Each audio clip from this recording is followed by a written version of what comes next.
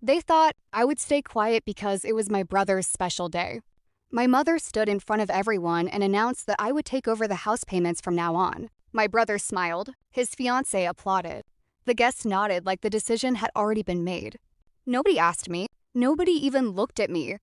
I waited until the room became silent. Then I smiled and said one sentence that changed the celebration forever. No, I am terminating your lease today. My name is Clara Whitmore. I built my life one paycheck at a time after leaving home at 18. While my parents poured everything into my younger brother, Callan, I worked 2 jobs, earned scholarships, and eventually built a successful real estate investment business. Years later, when my parents struggled financially, I quietly bought the house they were renting through one of my companies. I never told them because I wanted them to live peacefully without embarrassment. Every month, they paid rent to the property management company, never realizing I was the owner. I even instructed the manager to keep the rent lower than market value because despite everything they had done to me, I still cared about them. When Callan got engaged, my mother insisted I attend the party. She said it was time to heal old family wounds. I believed her. I bought an expensive gift and genuinely hoped we could finally become a family again. The evening started well. Everyone laughed, took photos, and celebrated the happy couple. Then my mother stood with a glass in her hand and asked everyone for attention. She smiled proudly and said there was one more exciting announcement. She explained that since Callan would soon have a family, he needed financial freedom. She turned toward me and declared that I would now cover the mortgage and household expenses so her favorite son could focus on building his future. The room is filled with applause. My brother hugged his fiancée as if the money already belonged to him. Nobody asked if I agreed. They assumed I would simply obey because I always stayed quiet. I slowly stood up. I thanked my mother for reminding everyone who truly paid the bills.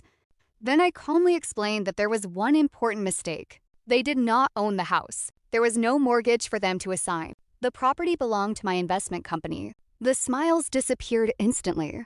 My brother laughed nervously and said it was impossible. My mother demanded proof. I opened my folder and placed the ownership documents on the table. Every page carried my company's name. The room became completely silent. I explained that years earlier, I had purchased the property to protect them from eviction after their landlord planned to sell it.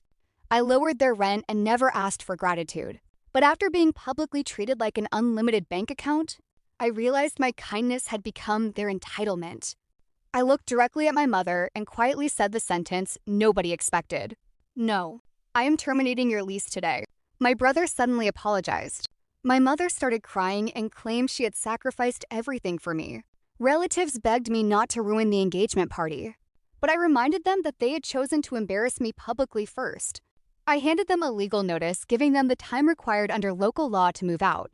I also told them I would help them find another rental if they treated me with respect. The choice was entirely theirs. For the first time in my life, nobody argued. They finally understood that respect cannot be demanded while giving none in return. Months later, my brother contacted me. He admitted he had allowed our parents to manipulate both of us for years. He apologized sincerely without asking for money. That apology meant more than any rent payment ever could. We slowly rebuilt our relationship, but this time with clear boundaries. My parents eventually accepted that I would no longer finance their decisions. Sometimes the strongest act of love is refusing to let people continue taking advantage of your kindness. A family should never treat one person like an endless source of money, while calling it love. Respect begins when boundaries are respected. The day I ended their lease was not the day I abandoned my family. It was the day I finally stopped abandoning myself. Families should never treat one person like an endless source of money while calling it love. Respect begins when boundaries are respected. The day I ended their lease was not the day I abandoned my family. It was the day I finally stopped abandoning myself. I learned that saying no does not make you selfish. It means you finally value your own peace and self-respect. For years, I believed love meant sacrificing everything without question. But real love is built on honesty, respect, and shared responsibility. The people who truly care about you will never expect you to carry their burdens while ignoring your feelings. That day, I did not lose my family. I found my voice, my confidence, and my freedom. Sometimes the hardest decision becomes the one that changes your life forever. If people only remember you when they need your money, they never truly value you.